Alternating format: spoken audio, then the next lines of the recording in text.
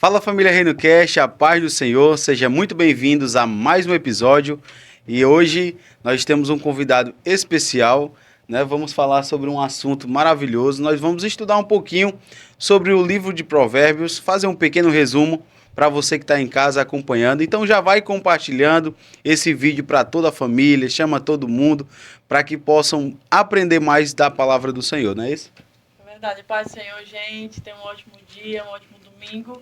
Pode ser que você esteja assistindo em outro dia, né? Mas que você seja abençoado através desse podcast, de tudo que vai ser falado aqui. E hoje nós vamos estudar, literalmente, né? Estudar e aprender com um professor, né, amor? Exatamente. Aminadab, é um prazer recebê-lo aqui no Reino Cast. E ele que é professor de teologia, né? Professor de biologia e química, não é isso? Exatamente. E é um cristão, né? Ali da igreja Videira Sul. Seja bem-vindo, viu? Muito feliz de estar aqui com vocês, né? Espero que esse tempo seja de crescimento, de aprendizado, até porque a gente vai estar estudando a palavra de Deus, então quando a gente se propõe a estudar a palavra de Deus, não tem como não ter crescimento, né? Verdade. A gente é confrontado, a gente é exortado, a gente é consolado, e eu espero que seja assim durante esse tempo. Vai ser uma benção, então já vai compartilhando, chama todo mundo, porque Deus tem preparado algo especial para você hoje, um dia de aprendizado. Então vamos aqui entrar, né, um livro, que é o livro da sabedoria, um livro lido mundialmente, um livro recomendado por muitos, né, empresários, não só cristãos, todo mundo recomenda se ler o livro de Provérbios. Então se você ainda não leu, vai ter uma oportunidade de pegar um pequeno resumo já, né? Mas depois você tem que ir lá e ler. É importante, né, Aminadab? A gente tá lendo porque aparece coisas novas todos os dias pra gente. E também a gente veio de uma maratona agora de estamos estudando o livro de Provérbios junto com os jovens da igreja. E quando a Raíssa falou desse tema, eu disse, vai ser excelente, né? Aprender mais ainda, se aprofundar mais ainda com um professor, um teólogo da palavra do Senhor, para que a gente possa aprender mais. E o que te levou, né, Aminadab, como você conheceu, né, a Cristo, e hoje o que te levou a você fazer parte dessa missão agora de ensinar, além de você ser um professor de biologia e química, você também estudou teologia e hoje ensinar através do seu projeto de imersão, né, o que te levou, o que te impulsionou a você ensinar para outras pessoas a palavra do Senhor?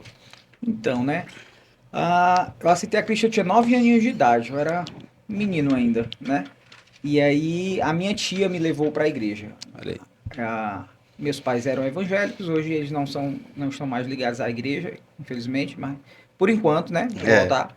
E aí a minha tia me levou para a igreja e eu sempre gostei de me envolver ali com as coisas da igreja, mesmo pequeno, né? Então no início eu tinha sonho de aprender a tocar e fui aprender a tocar aquilo que eu queria. Aprendi, toquei, mas aí eu comecei a despertar para a Bíblia. Por quê? Porque tinha uma coisa que me incomodava. Qual era o meu incômodo? Era quando eu escutava alguma coisa e quando eu ia para a Bíblia não era daquele jeito que estava sendo contado. E isso aí começou a me incomodar, né? Tanto é que na maioria das minhas aulas, eu sempre, quando eu vou dar aula sobre interpretação bíblica, eu sempre começo com a mesma pergunta, né?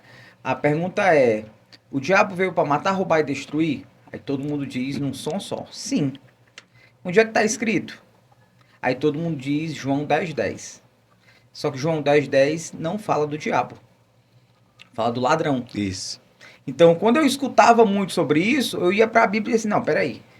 O que o irmão está dizendo tá certo, mas o versículo que ele está usando não tá certo.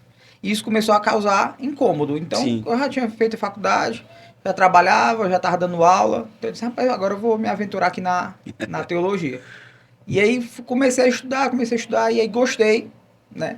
E aí quando terminei a faculdade de teologia, engatei no primeiro mestrado, que estava sendo um projeto ainda da faculdade. Engatei no primeiro mestrado, aí terminei, e aí surgiu uma oportunidade para fazer um segundo mestrado, eu acabei entrando no segundo mestrado, né? Estou tentando concluir o segundo mestrado, também na área de teologia. Mas isso foi que me despertou, assim, foi esse incômodo santo de De buscar, né? Investigar. aquilo que é falado ser de fato aquilo que está escrito. Sim. Porque é uma das coisas que a gente precisa parar e pensar. É que a palavra de Deus ela não pode ser somente ouvida. ela precisa ser praticada. Sim. Mas para eu praticar correto, significa dizer então que eu tenho que ouvir de forma correta. Se eu ouvir de forma errada, eu vou praticar de forma errada, né? E a gente está num país que a taxa de analfabetismo ainda é muito grande. Sim.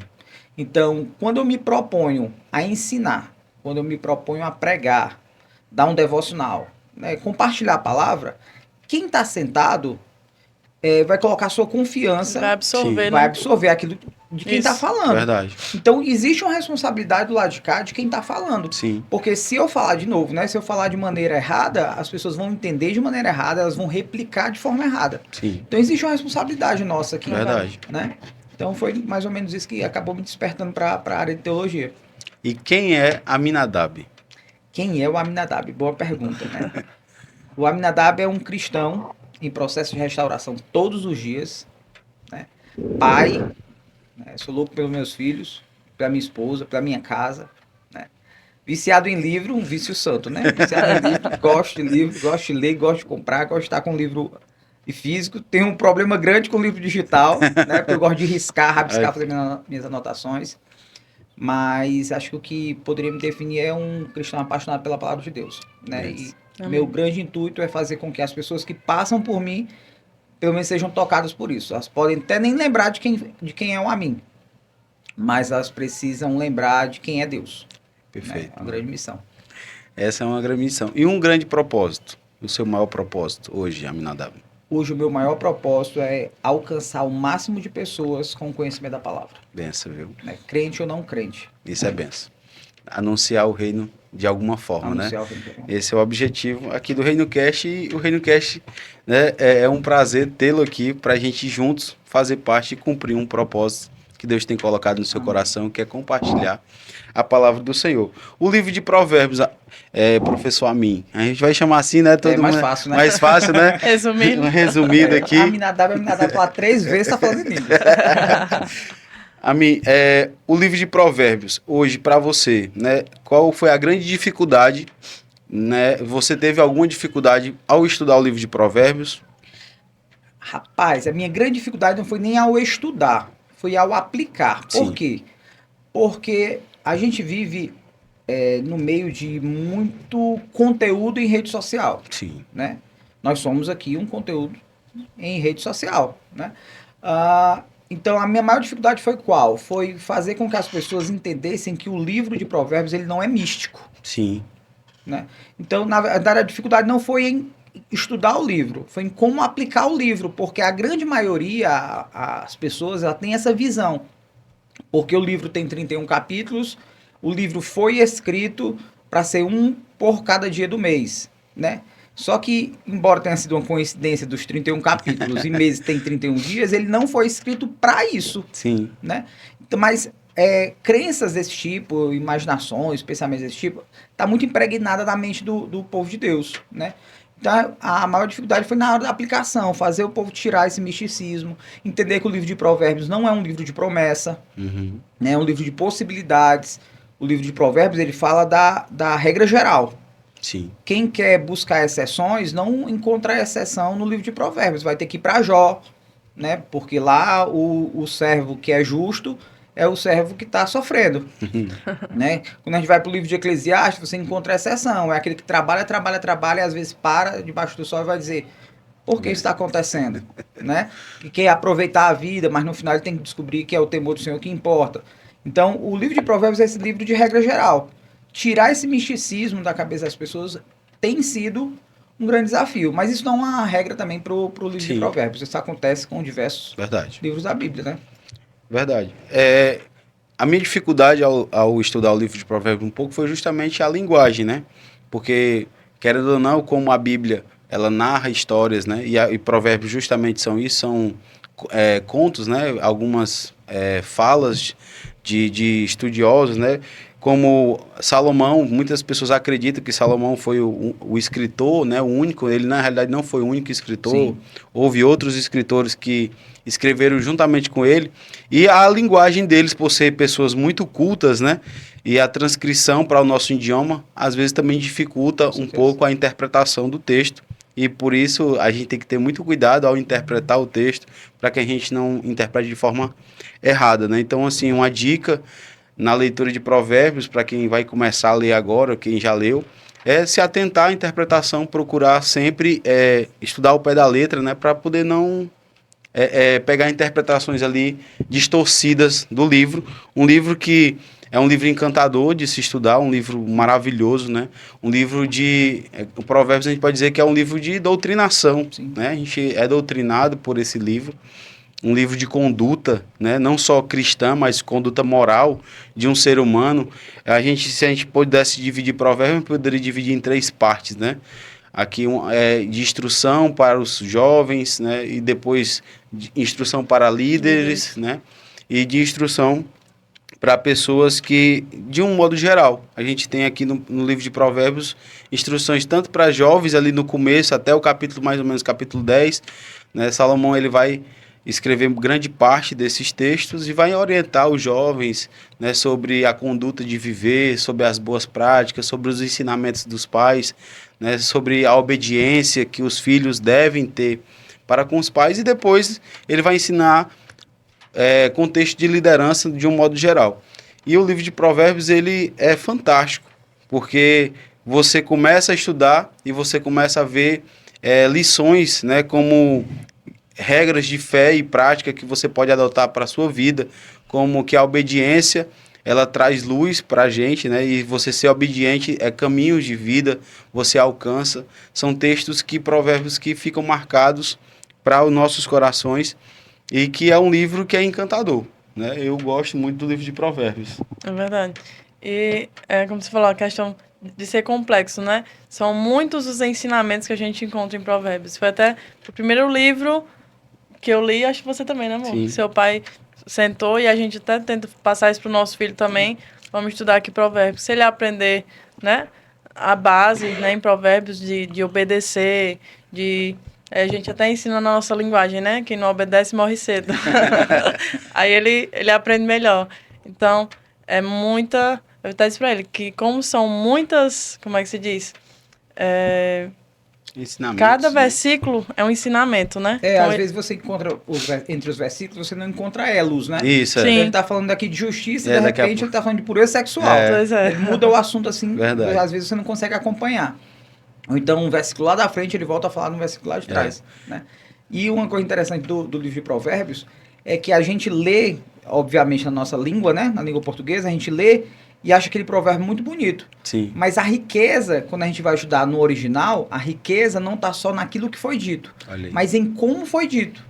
Né? Interessante. A forma, as palavras que foram utilizadas foram palavras pensadas, são intencionais. Né? As palavras que são colocadas ali, ela tem uma intenção de mostrar para quem está lendo o real sentido daquilo que está sendo falado. Né? Sim. Então é interessante, é por isso o livro de Provérbios ele precisa ser lido por todo cristão, né? Sim. O livro de Provérbios está para o Antigo Testamento como o Tiago está para o Novo. Sim. Né? Como se fosse um novo livro de Provérbios no Novo Testamento. Mas é muito importante você ter ali um livrinho ali de cabeceira para você ir acompanhando, procurar detalhes, uma interpretação, um comentário, porque a gente encontra essa riqueza, tanto na nossa língua, mas ainda mais, né, de forma profunda na língua original. A gente encontra isso. Verdade.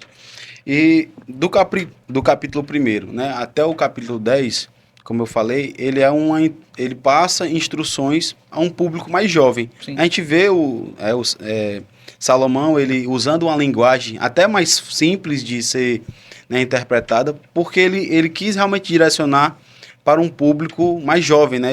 Tanto que ele usa muitos termos como filho meu, atente aos meus ensinamentos, ouve o conselho dos teus pais. Então a gente vê essa linguagem mais dedicada a um público jovem. Por que Salomão ele pensou, né, a estrutura do livro, na verdade, foi pensada dessa forma? Foi montado assim ou foi escrito mesmo nesse contexto, assim, ou foi uma montagem dos autores na hora que foram montar o livro, pensaram-se nessa estrutura? Interessante a pergunta. A gente precisa entender que o livro de Provérbios é um livro de compilação, né? Então, do provérbio mais antigo até o provérbio mais novo, você tem aí 300 anos de compilação. Sim. Né? Você vai ver lá, se eu não me engano, no capítulo 25, que os servos do rei Ezequias estavam compilando provérbios de Salomão ali, juntando tudo. Então você encontra provérbios de Salomão, Agur, Lemuel, você vai encontrar diversos autores ali.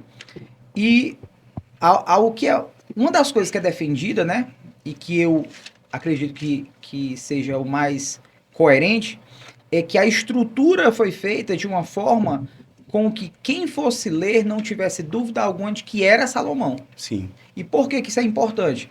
Porque sabedoria no Antigo Testamento, no tempo antigo, já existia de muito. sim.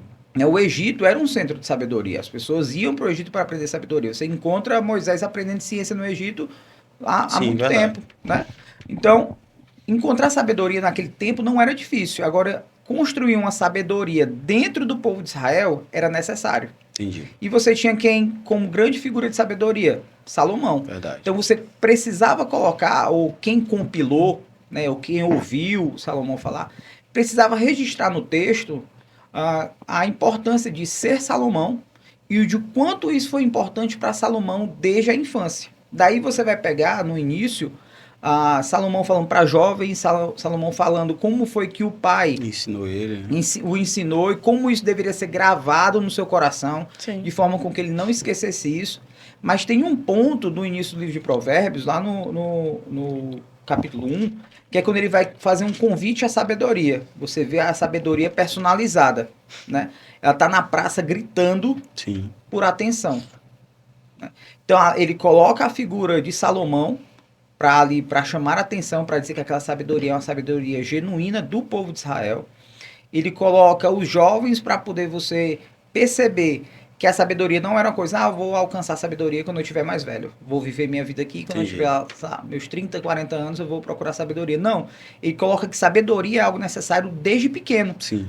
Tanto que Davi se prestou a ensinar a Salomão. E Salomão cresceu isso até como dádiva de Deus, né? Que é a grande história que a gente Sim, conhece. E ele coloca um convite a essa sabedoria. Né? É interessante porque vai dizer que essa sabedoria está na praça gritando, clamando por atenção. E a palavrinha utilizada lá no original dá o intuito de dizer, o sentido, né, da palavra, é dizer que ela clamava com todo o fervor, Sim. com toda a força que ela tinha. Ela estava clamando. Então, se tem algo clamando por sabedoria, ou chamando a atenção para si como sabedoria, é porque tem gente que precisa de sabedoria. Verdade. Né? E é interessante a gente entender que sabedoria não é conhecimento. Sim, é verdade. Há uma distinção, Há né? uma distinção brusca aqui, Isso. porque se a gente for atrás de conhecimento em provérbios, talvez você encontre em qualquer livro É post verdade. por aí. Justamente. A questão do livro de provérbios é, você já sabe o que é que você tem que fazer. É por que você não faz. Né? E eu falei até um resumo de uma frase para os meninos lá na igreja, dizendo que o que é a sabedoria? É o conhecimento aplicado. Sim, é isso mesmo. Eu resumi para eles dessa forma, né? Que a sabedoria é o conhecimento aplicado. Eu já sei o que tem que ser feito, mas eu não faço, eu não sou sábio. Exatamente. Né? Eu preciso aplicar todo o conhecimento. Inclusive, no livro, ele vai colocar diversos exemplos quanto a isso. Porque, por exemplo, o livro todo ele tem uma construção, a gente vai lendo, a gente vai percebendo, né? A construção é em cima daquele que é sábio, que é o que usa de Sim. sabedoria, e o tolo, que é o que não usa de sabedoria. Verdade. Do início do livro ao final do livro, você tem essa... Há sempre uma comparação. Há sempre uma comparação. E ele vai usar diversas palavras, o tolo, o imprudente, Um né? insensato. O insensato, exatamente. Então essa comparação é feita durante o livro inteiro, dentro da construção do livro inteiro. E a gente precisa perceber isso, porque o sábio não é aquele que sabe mais. O sábio é aquele que usa aquilo que ele sabe e pratica. Porque, por exemplo, alguém casou.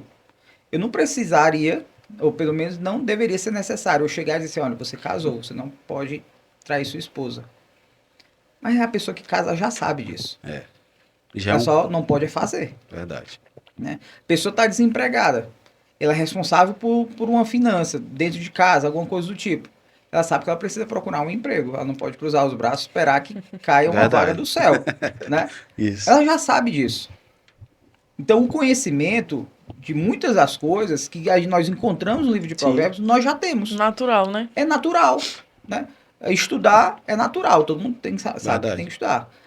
Viver uma vida de fidelidade a Deus, à esposa, cuidar dos filhos, ensinar os filhos, a gente já sabe disso. O que Provérbios quer dizer é assim, ó, por que você não faz? Se você fizer, você vai ser sábio. Agora, se você optar em não fazer, você é tolo. Sim. Deixa bem claro, né? Ele não é uma mensagem, como você falou, muitas pessoas pensam que é uma mensagem subliminar. Não, Sim. está muito explícito ali Exato. no livro, e ele faz questão que a gente entenda isso. Isso. Faz sempre comparativos entre o sábio e o tolo, né, mostrando que se a gente for por esse caminho, né, o caminho da obediência, a gente nos tornamos sábio. E se eu for pelo caminho da desobediência, eu sou tolo. Então ele faz sempre esse comparativo para que a gente realmente... Eu acredito e sim, e o livro foi muito bem escrito, né, e muito bem estruturado, e nós percebemos que é um livro de tomada de ação. Chamar nós para que nós possamos tomar uma ação de praticar, né, de viver a palavra do Senhor na prática, de começar agora ali a praticar, porque a sabedoria é isso, é você aplicar o conhecimento que você já tem, né? Não tem nada novo debaixo do sol, né? É um texto e tudo já existe para que a gente possa praticar e colocar em prática esses conhecimentos que nós já temos. Eu fiquei muito encantado com o livro, porque além de ele ensinar também sobre finanças, ensina diversas coisas, né, sobre dicas de liderança, de como se liderar. Ele traz também um ensinamento muito forte para nós pais. É observarmos Davi no caminhar com Salomão. E ele vai dizendo, assim como meu pai me ensinava, né, como eu escutava os ensinamentos de minha mãe.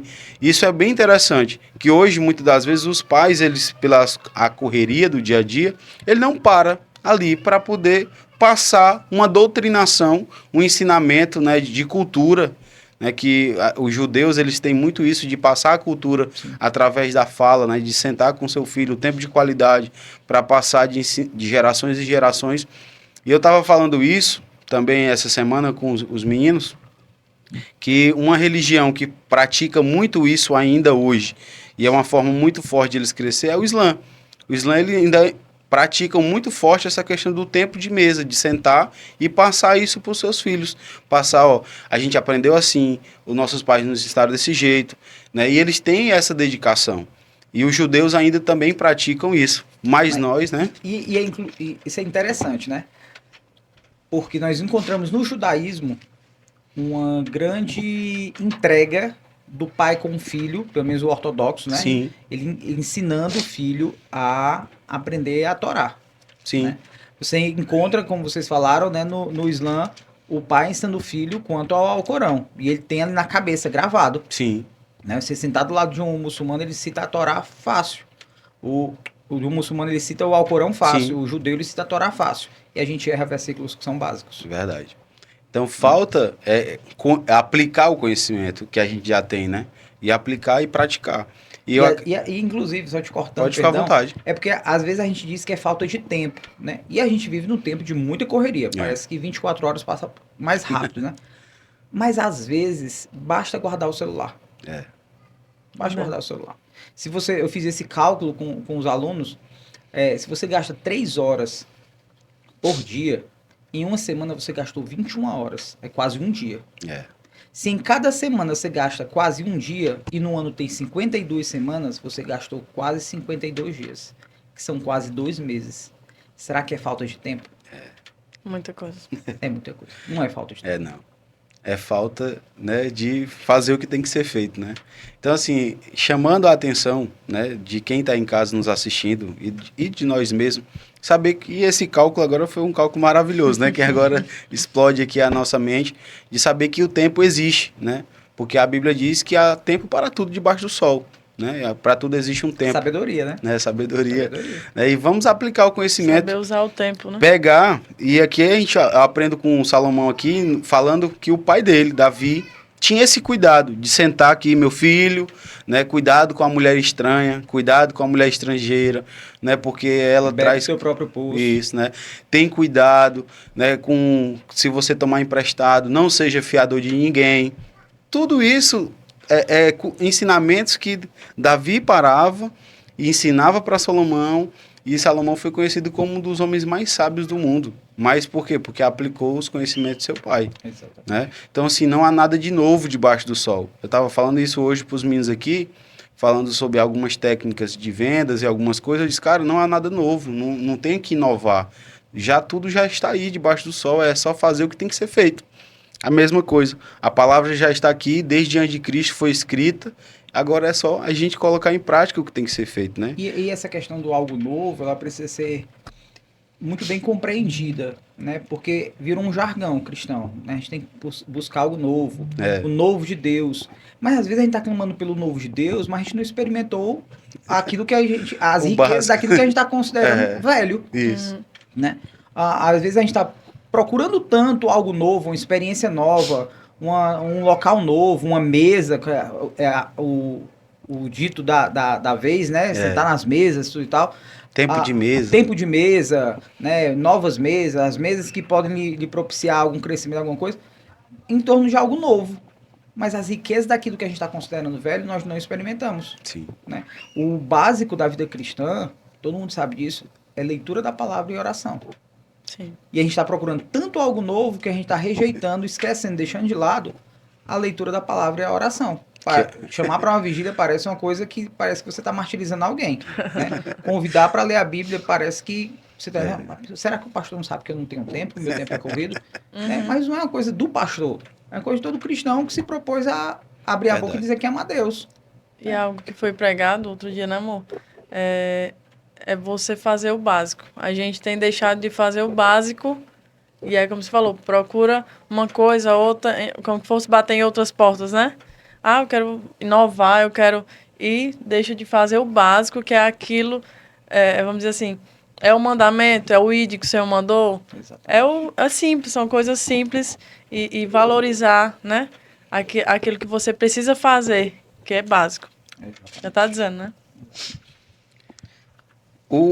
Uma coisa que lhe chamou bastante atenção a mim no livro de Provérbios, que a gente pode trazer aqui como um resumo aqui entre o capítulo 1 e o capítulo 10, para que a gente vá se encaminhando aqui para passar mais uma estrutura aqui para quem está nos acompanhando em casa. Ele começa o livro de Provérbios, então, mostrando o quão foi importante, né? Quanto foi importante Davi ensinar isso para ele. E é interessante porque Salomão, ele é o mais sábio, segundo a Bíblia, do seu tempo. Mas Salomão tinha conselheiros. Olha aí que interessante. Né? Lá em Reis, nós vamos ver que ele está construindo um corpo de conselheiros para si. Então, peraí, se ele era tão sábio assim, por que ele tem conselheiros? Porque ninguém consegue viver só. Né? E é interessante porque na Bíblia, nós vamos encontrar, no livro de Provérbios, nós vamos encontrar 6 coisas que Deus odeia, a 7ª ele abomina. Né?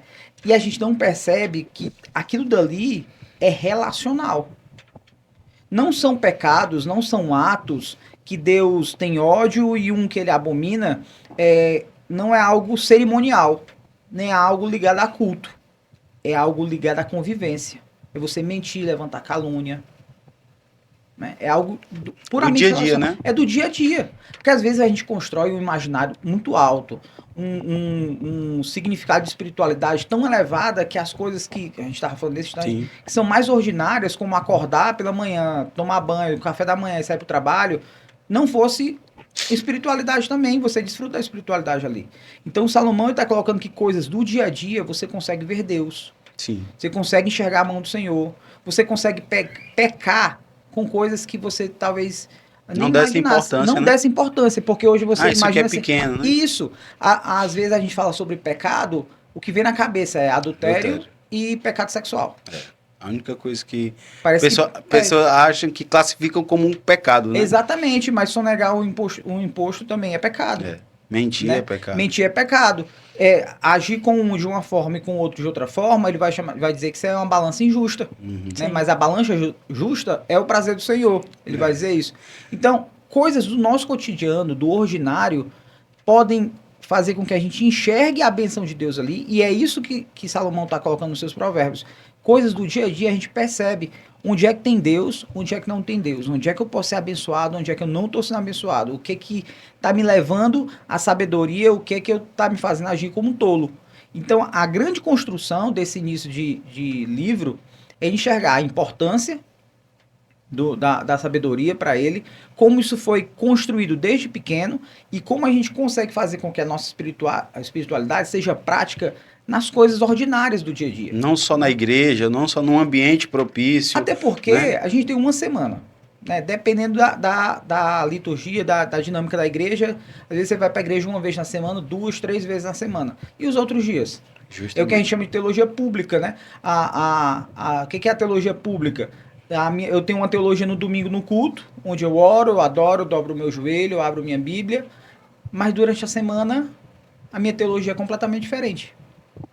Eu escuto no domingo, mas na segunda-feira eu já... Foi o que o pastor falou mesmo ontem, né? Porque aquilo ali talvez tenha afetado a minha mente, mas não afetou o meu coração. Né? E o que Salomão quer trazer é isso.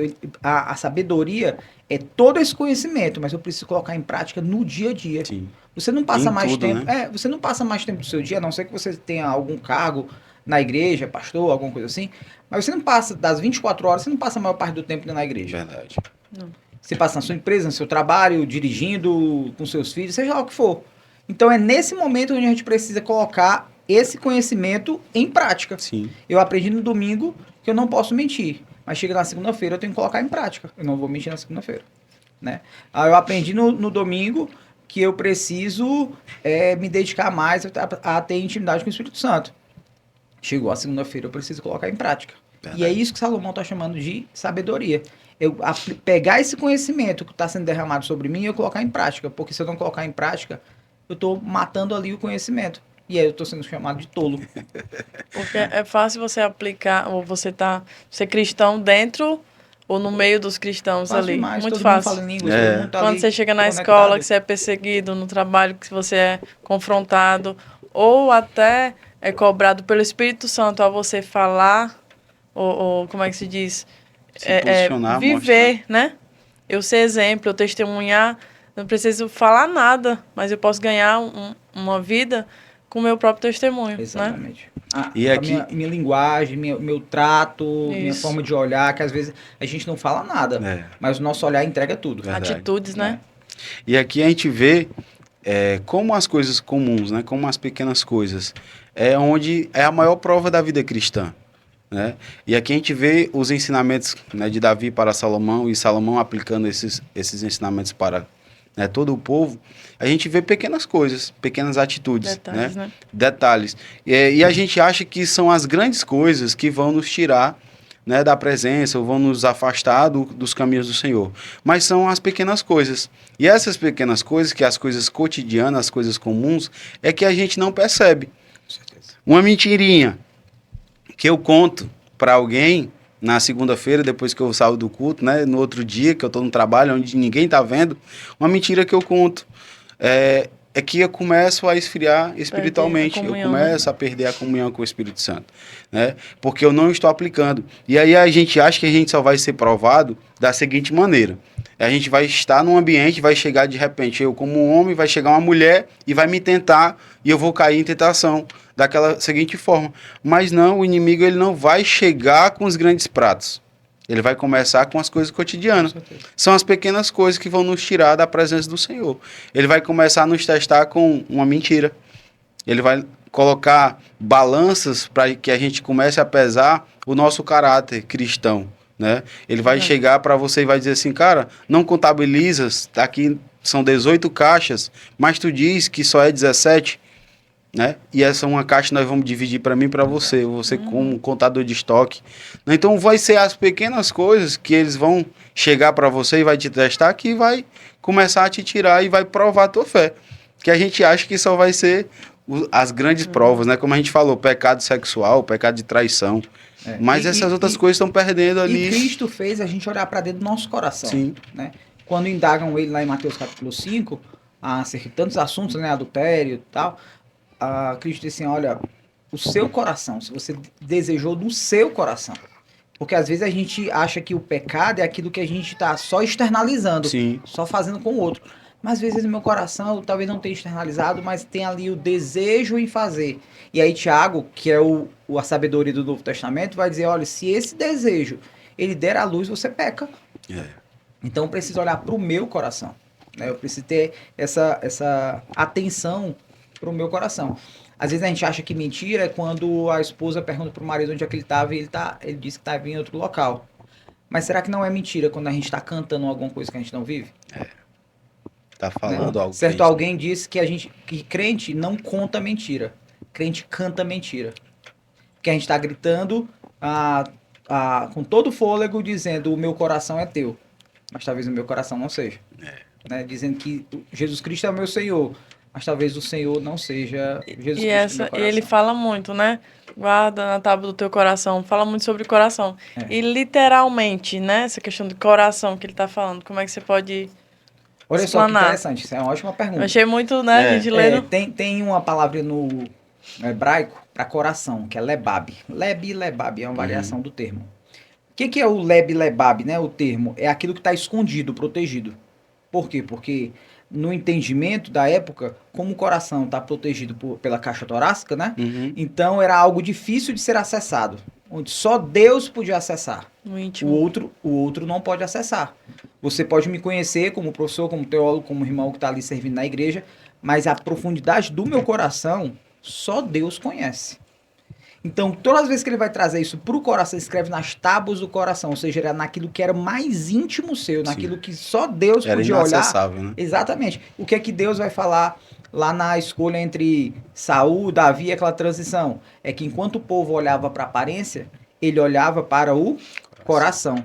E ali o coração é de novo, esse termo, né? Lebab, é a aquilo tua que é intimidade, né? a intimidade, aquilo que era mais profundo, aquilo que nenhum homem conseguia enxergar, era o que Deus conseguia enxergar. Então, Salomão ele vai trazer isso. Olha, você precisa gravar nas tábuas do seu coração, ou seja, naquilo que tem de mais íntimo em você, é aí onde tem que estar gravado os mandamentos do Senhor. É isso que vai proteger o seu coração. A gente encontra na Bíblia, ó, se você não quiser pecar, guarda o teu coração, porque é dele que procede tudo.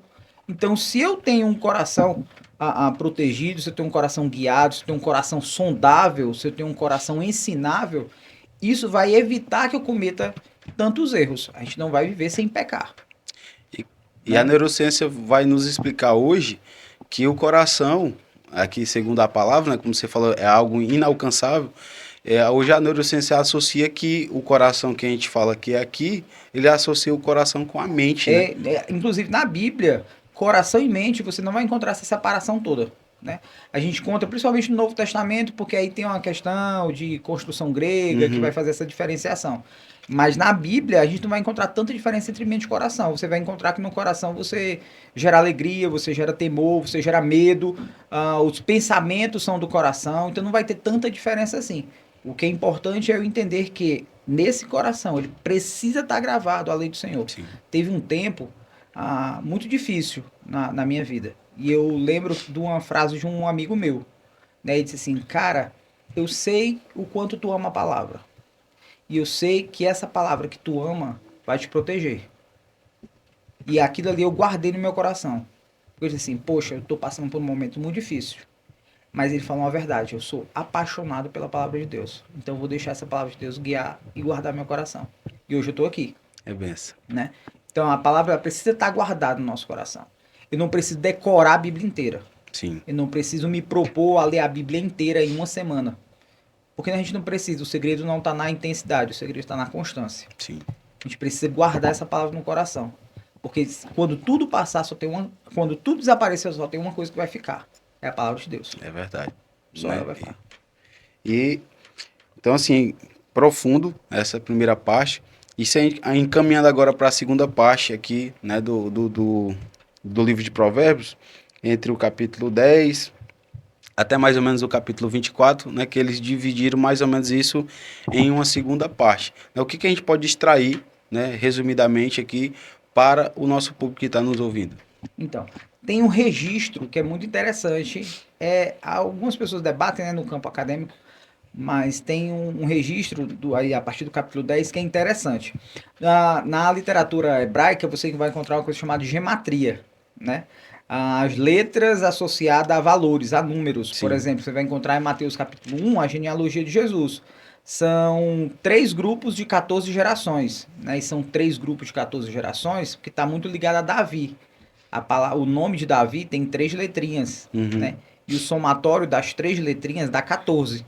Então você tem 3 grupos de 14 gerações para fazer referência a Davi. Da mesma forma, nós vamos encontrar o nome de Salomão.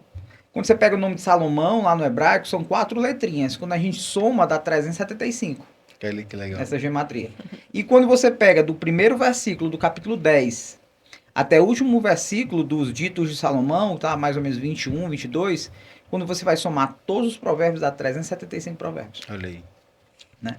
Então é como se fosse uma marca registrada de que Engraçado, né? aquilo dali que foi escrito, de fato, é um dito de Salomão. Sim. Quem vai olhar e dizer assim, rapaz, Salomão, tem 375 versos aqui sobre sabedoria. Opa, 375? Mas o nome de Salomão, se eu fizer o somatório aqui, também dá 375. Então, rapaz, eu preciso fazer uma validação disso aqui. Isso aqui é importante mesmo. Porque, de fato, isso aqui tá impresso a sabedoria de Salomão. E nós vamos encontrar nesse meio o que eu falei lá no início, né? É a escolha intencional das palavras. Sim. Né? Lá no capítulo 10, quando você lê assim, no capítulo 10, verso 18. Quem esconde o ódio tem lábios mentirosos. E quem espalha a calúnia é tolo. Esse versículo no original é uma sequência de fonemas. Todas as palavras vão encontrar esse fonema, né? Por quê? Porque da mesma forma com que eu não consigo pronunciar a palavra sem fazer o eu também não consigo esconder o ódio, porque meus lábios vão me entregar. Olha aí. Né? Então, às vezes você diz, não, mas não tenho ódio de ninguém, não. Mas na primeira oportunidade você solta uma coisa assim, opa, disse que não tinha ódio de fulano. Tá guardado. Não tenho inveja de ninguém, não. Mas às vezes você não fala nada, mas você tá o tempo todo assim, olhando pra pessoa Só Deus sabe, tá no coração, né? Então, às vezes, você guarda algo no seu coração. De novo, coração. Sim. Você guarda algo dentro de si. Você acha que não tá demonstrando, mas as pessoas estão percebendo. Assim como quando eu falar, esse fonema vai ficar soando, né? A gente chama isso fonestema, fonética simbólica, simbolismo fonético, tanto faz. Na academia a gente chama assim. Então, as palavras intencionais e bem escolhidas para colocar em cada provérbio é incrível assim do conteúdo, né? A partir do capítulo 10. A forma com que Salomão vai colocar, você precisa ter cuidado com quem você anda, você precisa ter cuidado com a mulher que você escolheu para estar do seu lado, você tem que ter cuidado para saber de onde é que você está bebendo água, porque se você beber da água que não é sua, você pode cometer pecado, e se você cometer pecado, esse pecado vai lhe destruir lá no final.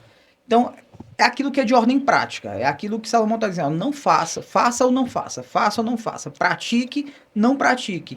E é isso que vai levar a gente a agradar o coração de Deus. Verdade. São os conselhos, né? E conselhos práticos. Não são conselhos distantes. Você precisa guardar dinheiro aqui para juntar 1 milhão daqui a um ano. Não é coisa utópica, não. São coisas comuns, né? São coisas comuns. Você precisa estar aqui, você precisa fazer, você precisa trabalhar. Porque se você olhar para a formiga, você vai estar passando vergonha. Porque a formiga trabalha o tempo todo e você quer ficar cruzando os braços. E aí é um dos segredos, né, do sucesso, né? Não seja preguiçoso, né? Não seja preguiçoso. Vai olhar para a formiga, você vê não que aprender, é né? muito essencial. A palavra de Deus é tremenda, né? Essa questão dos conselhos, a questão não seja fiador, não, a gente aprende com a vida, né? E aí depois, muitas vezes que você erra, né? por não ter, né, se Porque atentado à palavra. Aí, né? E aí é interessante, né? Você aprende na prática e não é sábio, né? E aprende com seus erros, né? O capítulo 16 tem um versículo muito conhecido sobre você entregar os planos ao Senhor. Os seus planos ao Senhor. A gente está chegando no final de ano, geralmente, pelo menos eu faço isso, né? Eu tenho minhas metas para 2025. Mas às vezes a gente escreve as nossas metas e joga nos peitos de Deus. Assim, vai Deus, aprova. Tá aqui, Deus, isso aqui é o meu ano de 2025, é o que eu quero. Tá aqui, ó, cumpre. Como se Deus fosse o gênio da lâmpada, né? Esfreguei a Bíblia, Deus apareceu, tenho 3 pedidos, joguei nos pedidos de Deus e quero que ele faça. Quando, na verdade, quando a gente vai olhar para Provérbios capítulo 16, ele vai dizer que o homem tem o dever de fazer planos. Sim. Mas a resposta disso tudo vem do Senhor. Sim. Então, talvez eu me frustraria menos se ao invés de eu estar planejando e jogando nos peitos de Deus, se eu fizesse o inverso. Eu corresse para Deus primeiro e disse assim, e aí Deus, quais são teus planos para mim no próximo ano? O que é que o Senhor pensa para mim no próximo ano? Que na minha família, o Senhor quer que eu faça o quê? E no meu trabalho? E na igreja, o Senhor quer que eu faça o quê? Será que é hora de eu desacelerar? É hora de eu me entregar mais? Será que é hora de eu me capacitar nessa área para te servir melhor? Ou é hora de eu frear aqui e me entregar mais ali? Porque às vezes a gente faz muito isso, a gente compra um planner, a gente planeja um ano inteiro, chega o final do ano você está frustrado, porque você olha para aquilo que você planejou e diz assim, poxa, Eu coloquei aqui 10 coisas. Dessas 10 coisas, eu só fiz uma. Será que a gente não é o momento da gente parar e dizer assim, talvez eu só tenha feito uma, porque as outras 9 não era plano de Deus. Sim. E a gente tem que voltar e dizer assim, não, Deus, peraí, planeja aqui junto comigo, né? Escreve isso aqui junto comigo, porque Deus, ele precisa ser o papel que eu escrevo meus planos. Deus tem que ser o papel que eu escrevo meus planos. Eu não posso escrever os meus planos e jogar para Deus. Não, eu tenho que escrever os meus planos em Deus. Sim. Né? Paulo vai dizer que a gente não tem mais uma vida para... Nossa. A vida que a gente tem não é mais para agradar a gente. Verdade. É para agradar o Senhor. Então, se a vida que foi me dada, essa segunda chance de viver, porque viver antes de Cristo não era viver. Sim. Né? Então, essa nova vida que foi me dada, essa nova oportunidade que foi me dada, eu preciso aproveitar e aproveitar de maneira correta. Como? Planejando de acordo com a vontade de Deus. Sim. Né? Verdade. A Salomão está nos ensinando isso ali no capítulo 16. Né? O homem pode planejar, desde que você esteja consciente que O Senhor é a a concretização, o Senhor é a resposta, a concretização dali. Então fica a dica aí pro final de ano chegando, né?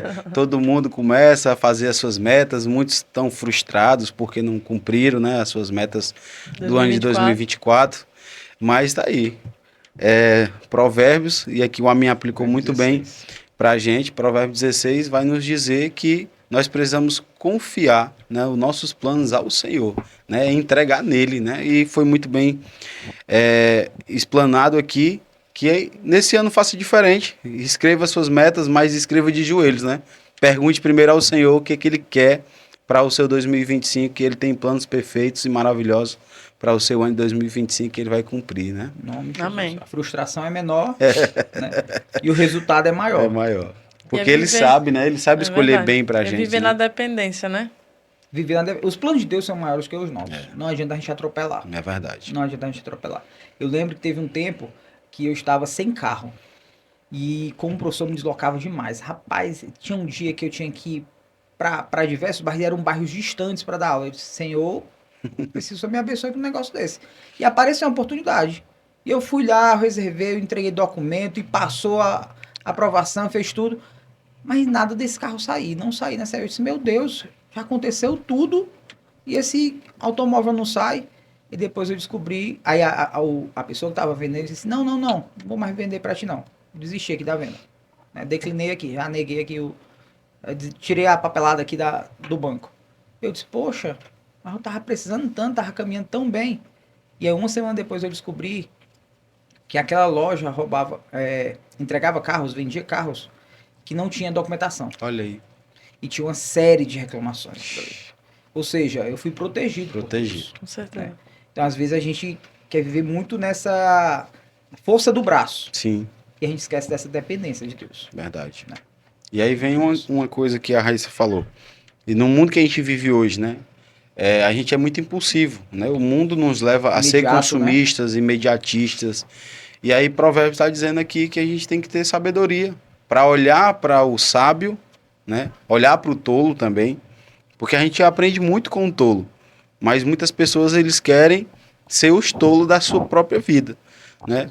E aqui Provérbios vai nos dizer, se a gente olhar para o tolo, nós vamos aprender com os erros dele e não vamos precisar passar por aquilo.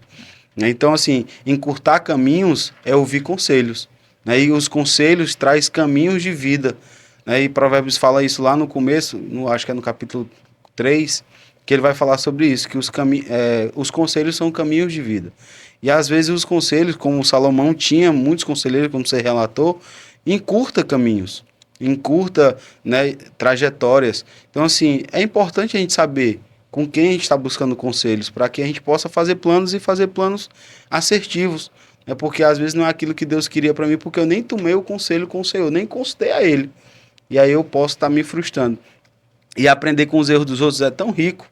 Né? Se alguém já passou por aquilo e você viu que não deu certo, aí tem muitos jovens, né, que falam assim, não, mas eu quero experimentar também. Né? Já sabe o caminho, já sabe o resultado. Para que ser tolo? Né? Se chegou na sua vez e você pode encurtar os caminhos e chegar aos resultados mais rápido. Né? É sábio procurarmos conselhos. E é mais sábio ainda a gente entender que nós temos a necessidade de procurar conselhos. Né? Porque muitas vezes a gente busca um conselho, mas a gente quer ouvir alguma coisa para ser aquele impulsionador daquilo que eu quero fazer. Sim. Se eu escuto o contraditório, alguma coisa que é contrária, assim, não. Esse conselho Não não tá serve na- pra mim. Irmão, não tá na visão, não. Né? Não tá na pegou a visão, Não a pegou visão. a visão. Então, eu preciso criar essa mentalidade de que eu preciso buscar conselhos. Eu quero fazer alguma coisa, eu preciso sentar e procurar ouvir quem sabe mais do que eu. Exatamente. Né? Eu costumo dizer para meus alunos, eu digo, rapaz, você tem 15 anos, você vai se aconselhar com outro que tem 15 anos, sabe menos que você? Não É faz loucura. sentido. Então, ouça seu pai já teve 15 anos. Né? Sua mãe já teve 15 anos, então escute o que, é que eles estão dizendo. Né? Procure outra pessoa que tenha conhecimento sobre e vá aprender algo que seja sólido, algo que faça sentido, mas ao invés de ficar se entregando só aos desejos da cabeça, pensamentos, aí a gente vai ladeira abaixo. E é engraçado quando a gente é jovem, né? Como a gente é teimoso, né? Os pais aconselham, faça assim, não faça assim. E aí, às vezes você vai, seu pai fala, faça isso, você não faz. E o que ele disse que ia acontecer de errado vai e acontece, né? Tinha um ditado que eu nem sei se de fato é assim, mas a minha avó falava muito que era quem não ouve conselho, escuta pancada. Ela dizia muito isso, né? E é algo que é verdade. Né? Você precisa parar e ouvir quem dá. Você não deve fazer isso, né? Principalmente a gente que é casado, né? Tem que ouvir. Tem que escutar a esposa, né? Semana passada eu estava no grupo da nossa igreja e eu dizia, olha, muitas vezes você tá chamando sua esposa de chata, ou a esposa chamando o esposo de chato, mas naquele momento é Deus falando com você. O problema é que a esposa é fácil você chamar de chata. E o esposo é fácil você chamar de chato. Mas talvez aquele momento de chatice seja Deus dizendo que não é para tu fazer aquilo. Seja Deus dizendo que não é um livramento. Mas tu tá chamando de chatice. Né? E a gente tá procurando tanto local sabedoria, em tanto local ouvir a voz de Deus, que tá do nosso lado e a gente tá chamando de chatice. É verdade. Né? E aí, é interessante, né? Você me permite? Pode ficar à vontade. Você usou duas palavrinhas aí, que foi tempo e observação. Né? E tempo e observação, principalmente observação, é o segredo para a gente entender capítulo 22 de Provérbios. Que talvez seja o versículo mais conhecido de Provérbios. Quando ele vai dizer... Acho que é o versículo-chave, né, do livro. É o versículo-chave. É o mais utilizado, ainda que incompleto, mas é o mais utilizado.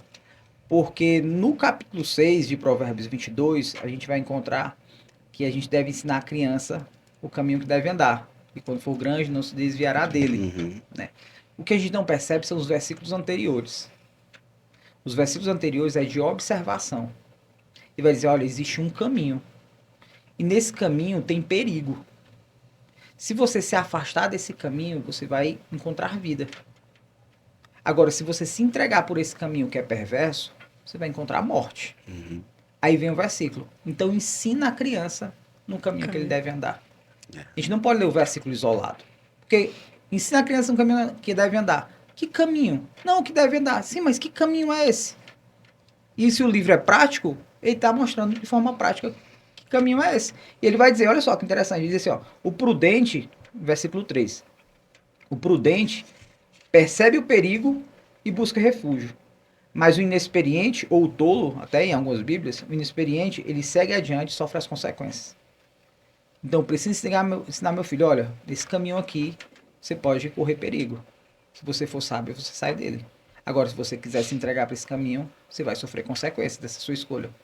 Por isso, eu tenho que ensinar a criança no caminho que deve andar. Então, você percebe que a interpretação bíblica, ela está por trás de tudo, né? Sim. Se você lê de forma correta, o ensinamento é muito maior e a prática vai ser bem melhor. Sim. Né? Essa semana eu estava comentando com os alunos, dando uma aula, que às vezes a gente se apropria só de parte dos versículos. Sim. Né? Tudo coopera para o bem daqueles que amam a Deus. A gente só se apropria do tudo coopera para o bem. Aqueles que amam a Deus, que é o condicional do versículo, a gente não se entrega.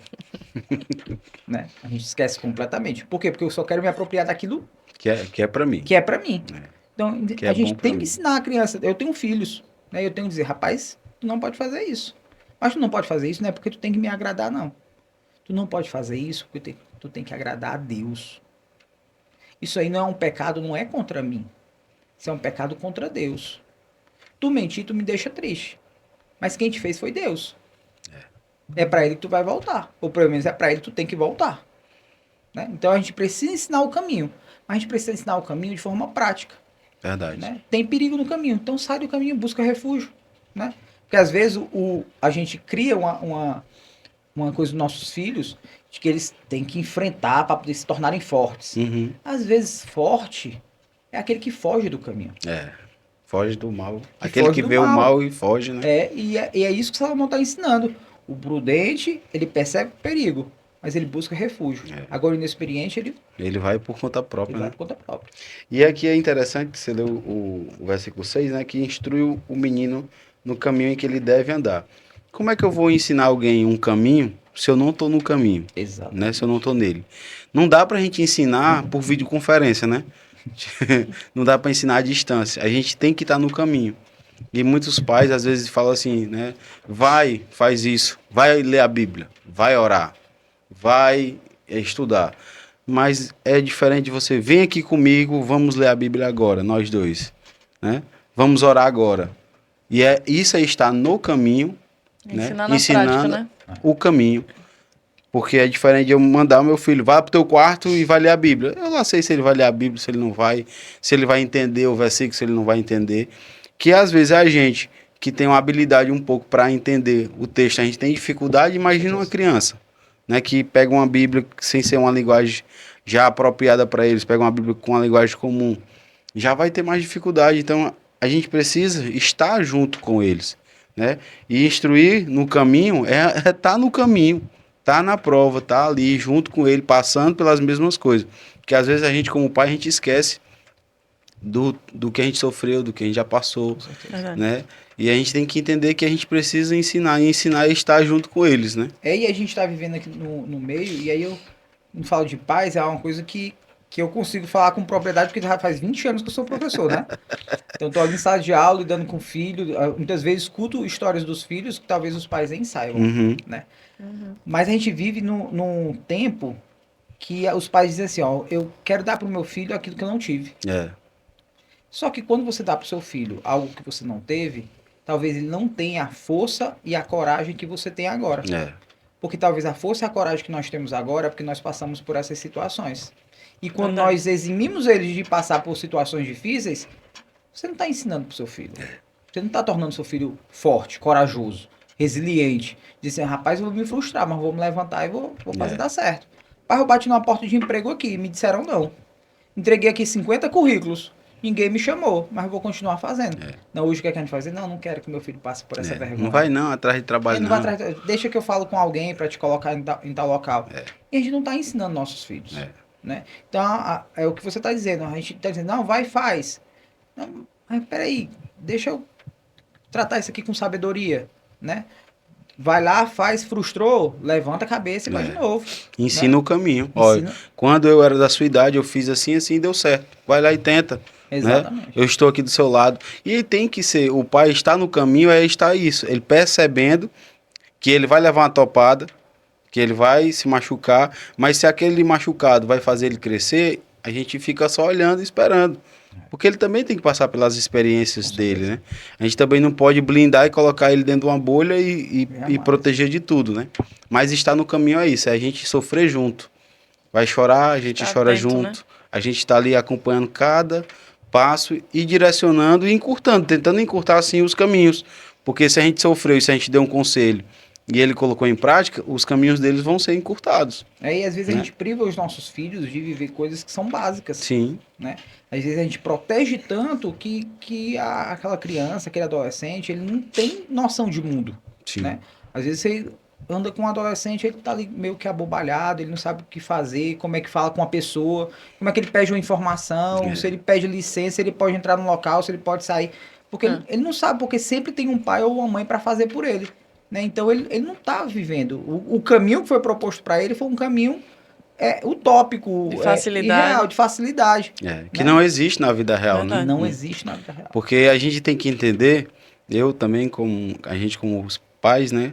Nós entendemos que nós não criamos filhos pra gente. Exatamente. Mas tem muitos pais hoje que entendem que estão criando filho para eles, que eles vão passar o resto da vida debaixo da asa, né, debaixo do ninho, no seu lugar de conforto, no refúgio, mas não vai. A gente cria filhos para o mundo e eu preciso criar filhos fortes, né, mentalmente fortes, fisicamente fortes, para que eles tenham condições físicas, mentais para lidar com os desafios que vão vir futuramente. né, homens e mulheres de caráteres para o futuro. Então a gente não cria filho pra gente, então tem que ter essa atenção. A E gente está tá no cri- caminho a isso, E a né? gente está criando o marido de alguém. Sim, A gente está criando a esposa de alguém. Então, se eu não quero que... Se o meu grande lema como cristão é que família é o grande ministério de um cristão, eu preciso ter noção sobre isso. sim, Né? Eu estou numa fase de investir muito na vida espiritual do meu filho mais velho. E aí, essa é o que eu tenho na minha cabeça. Eu quero ajudar ele a ser um cristão maduro. A aprender sobre Deus. Por quê? Porque eu não quero que ele faça alguém sofrer. sim, Eu não quero... Aí sim, eu não quero que ele cometa os erros que eu cometi sim. quando eu era adolescente. Através Né? dos conselhos, né? Através de conselho. Entendeu? A gente precisa ter essa sabedoria. Sim. Aplicar os conhecimentos, Aplicar né? esse conhecimento. É benção, viu? E aí, chegando aqui na última parte, né, do livro de Provérbios, como você já muito bem falou, o livro de Provérbios, ele foi dividido aqui nessa nossa aplicação em 3 partes, e muitos Sim. teólogos também, né, muitos estudiosos, dividem sempre ele em 3 partes, né? E agora a gente pegando aqui do 25 ao 31, a parte final do livro, né, que foi compilado, escrito por outros autores também, né, que confirmaram que alguns são né, provérbios são de Lemuel e outros mais que escreveram aqui esses conselhos. E na minha Bíblia aqui, que é de aplicação pessoal, fala que a parte, né, final do livro, esses últimos capítulos, foram escritos para líderes, né? Eles trouxeram uma linguagem mais de liderança, de alguns ensinamentos de como você liderar tanto o seu lar, como também cargos de liderança em diversas áreas da sua vida, né? Então, qual o versículo-chave desse final? Você tem aqui alguma aplicação que a gente possa aplicar aqui para né, os nossos ouvintes dessa última parte? Voltando, né, para essa... Pegando esse final e colocando esse fecho aí voltado mais para a liderança, eu acho que a liderança, antes de explicar, comentar sobre o livro, eu acho que todo líder hoje, ele precisa lembrar que um dia ele foi liderado. Sim, E uma vez líder, ele não deixou de ser liderado. sim, Ele é liderado por alguém. Verdade. Ainda que institucionalmente não tenha ninguém sobre ele, ele precisa lembrar que Deus está sobre ele. Né? Então, isso é necessário. E por que eu estou falando isso? Porque a partir do capítulo 26 de Provérbios, você vai ver muito o insensato sendo comparado àquele que praticou um erro, voltou e praticou de novo. Voltou e praticou de novo. E quando a gente se propõe a viver liderança, a gente precisa entender que não é que nós não sejamos capazes de errar. Porque errar é inerente para o ser humano. Né? Errar no sentido não de pecar, né? Mas é ter sensibilidade, sabe? De quando eu olhar e ver que eu falhei, eu voltar e dizer assim, ó, meu irmão, me perdoe. Me perdoe por isso. Né? Eu fiz errado. Então, vou aqui consertar isso aqui que eu fiz. O que eu vejo muito hoje é que às vezes comete um erro. Mas eu sou líder. Se eu for falar que eu cometi um erro, eu estou me diminuindo para os meus liderados. A minha liderança está sendo colocada em xeque, a minha autoridade está sendo diminuída. E aí nós vemos no capítulo 26, em especial, Salomão, ou quem compilou aqui, né, que são outros provérbios de Salomão, ele dizendo, olha, o insensato é como um cão que volta para o seu vômito. Ele rejeitou isso aqui, ele está voltando, está cometendo tudo de novo.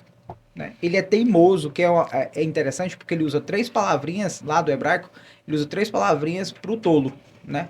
E essas 3 palavrinhas é como se ele fosse aumentando o grau de insensatez, né? É aquele que é teimoso, aquele que é obstinado, todo mundo tá dizendo para ele que não, rapaz, que não não faz dá isso, certo. não dá certo, né?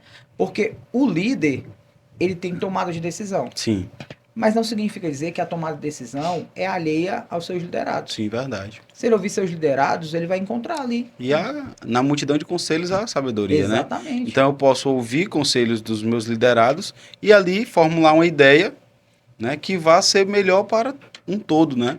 Então o ouvir conselhos faz bem para a gente, É né? necessário ouvir conselhos. Ainda que você esteja num grau mais alto de liderança na sua Sim. igreja, numa empresa, seja onde for, você precisa ouvir quem está abaixo de você. Verdade. Porque às vezes você tem uma visão, mas sua visão é completamente direcionada pelo status, pelo local onde você está ocupando. Sim, Mas quem está ali no meio é que sabe o que está acontecendo. verdade. Né? Quem está ali no meio sabe a dor do outro, Às vezes é um liderado que não tem coragem de chegar para você e falar alguma coisa, mas ele contou para o outro liderado, né? Então, quando você escuta ali, você diz, não, peraí, eu estou esquecendo desse irmão, né? Preciso dar uma atenção para esse aqui, né? Uma vez um liderado meu, não faz muito tempo, um liderado meu chegou e disse assim, a mim tem vezes quando tu fala, parece muito estar falando para os teus alunos.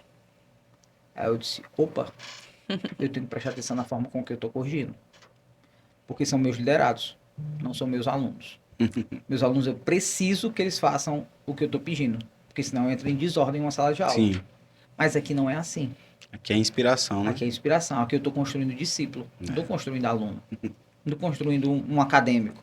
Não estou construindo isso. Então, eu preciso ter cuidado com aquilo que eu falo. Então, Salomão, ele nos ensina a ter cuidado com a fala. Tá? Tem um comentário de Provérbios do Derek Kidney, né? E tem outro do Bruce Waltke.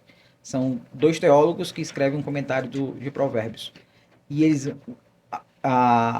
o que tem em comum entre os dois comentários é que eles se propõem num capítulo inteiro falar sobre a fala. A forma que a gente tem de falar. E nós vamos encontrar, nessa última parte, Sim. muito sobre a fala. Cuidado com o que você tem para falar. Quando Tiago vai falar que no poder da língua existe vida e pode existir morte, Salomão já está dizendo lá atrás que existe vida e existe morte. Tu pode destruir uma pessoa com uma palavra. Né? E às vezes não, você tem que ir lá e tem que pedir perdão. Mas a dor, ela continua. Verdade. No coração. Demora tempo para sarar. Demora tempo para sarar. Você precisa frear e dizer, não, peraí. Cuidado com a boca, a gente tem respirar. Tem que muito cuidado com a boca. Isso não significa dizer que a gente nunca vai errar. Sim. Mas a gente tem que se propor a errar menos. Né? E reconhecer aí como. Foi muito bem falado. E a fala, sabe, é algo que é tratado por Salomão. É tratado por Paulo. Paulo vai dizer, tem cuidado com a sua ira. Porque se você não deixar a sua ira se apaziguar, você vai acabar dando lugar ao diabo. Verdade. Porque é isso que a gente vai encontrar em Efésios capítulo 4. Né? Então, apazigue sua ira antes que o sol se ponha. Né? Não, tá acalmada. Não dê lugar ao diabo, não. Cuidado com a língua ferina, né? Cuidado com a língua ferina. Fale a verdade. Pare de falar mentira. Aí Tiago vai dizer de novo, tenha cuidado com aquilo que você fala, porque a sua língua é como se fosse um leme. Né? Você vai colocar para um lado, você vai para um lado, se colocar para o outro, vai para o outro. Então, a fala é importante. Então, se eu pudesse frisar uma parte dessa última porção, que tem tanta coisa aqui, né? É verdade. Tem tanta coisa. Cuidado com a fala. Cuidado com a forma que você fala com seus liderados. Né? Se sinta servo tanto quanto ele é. Você foi colocado, você não é... Né? Você está líder. Você está numa posição de liderança. Você não é a liderança. Né? Existe alguém que está acima de você. Então, você precisa estar ali. Até porque... liderança não é para sempre. Sim. Verdade. É sempre temporária, né? Liderança não é para sempre. Ninguém sabe do futuro. Pode ser que num momento você diga, opa, peraí, eu vou ter que dar um freio aqui na minha liderança, porque eu vou ter que me dedicar ao trabalho, porque eu preciso colocar mais dinheiro dentro de casa, porque não está dando. Ou então você vai dizer, rapaz, uma proposta de trabalho, eu vou ter que viajar, vou ter que ir para outro estado, outro país. E aí? Você vai deixar um bocado de liderado ferido? Né? Cuidado com a fala. A fala, ela... tem grandes poderes para levantar, mas também para destruir é muito fácil. E em todos os relacionamentos de modo geral, né? Em todos os relacionamentos. Da fala, né? Uma palavra dita, você não pode voltar atrás, né? Uma vez eu fui muito grosseiro com meu filho, né? Foi inesquecível esse dia, porque ele chegou para mim e disse assim, ele ficou calado, ele não falou nada durante o dia, quando foi na hora de dormir que eu fui falar na cama com ele, ele disse assim, o pai foi muito grosseiro. O pai não precisava dessa grosseria toda. E eu parei e eu disse assim, é verdade, filho. Eu não precisava dessa grosseria toda. Eu poderia ter falado de outra forma. Né? E aquilo dali ficou gravado na minha mente, porque todas as outras vezes que eu me zangasse, me estressasse, coisa de pai, né? Eu disse, peraí, uma vez eu feri. Eu não posso voltar e ferir de novo. Porque senão eu tô fazendo a mesma coisa que Salomão tá dizendo aqui. Sim. Eu cometi um erro, eu tô voltando pro erro de novo. Né? Nós não somos perfeitos. Verdade. Em alguma forma a gente vai errar. A gente precisa minimizar esses danos. A fala, ela não provoca mal só a você. Para quem lhe ouve, ela também provoca. Aí a gente precisa ter muito cuidado com isso. E uma palavra lançada, de boa ou de ruim, ela não tem como voltar atrás, né? É que nem uma bala que você atira, você dá um tiro numa arma, você não tem como pegar a bala de volta. Você vai achar os estralhaços, né? Os restos. dessa munição, você vai achar ela totalmente esfacelada. Ela vai fazer estragos, né? E eu vi uma vez falando isso, que uma palavra dita é a mesma coisa de uma bala atirada. Você vai só colher os estragos, né? Os efeitos que essa palavra causou em alguém. Palavras são sementes, né? Você pode plantar na vida de alguém. O que vai produzir depende daquilo que você falou, Verdade. né? Você chega pro seu filho e diz, não, você é um burro. Não, peraí, né? Não, você é inteligente, você é capaz, você consegue. Aí você dizer pra esposa, eu te amo, a esposa pode estar morrendo de raiva, né? Quebra. Mas em algum momento ela vai lembrar. Não, na hora da raiva ele não falou que me odiava, ele falou que me amava, né? Então a gente precisa ter essa sabedoria mesmo, a palavra Sim. é essa, né?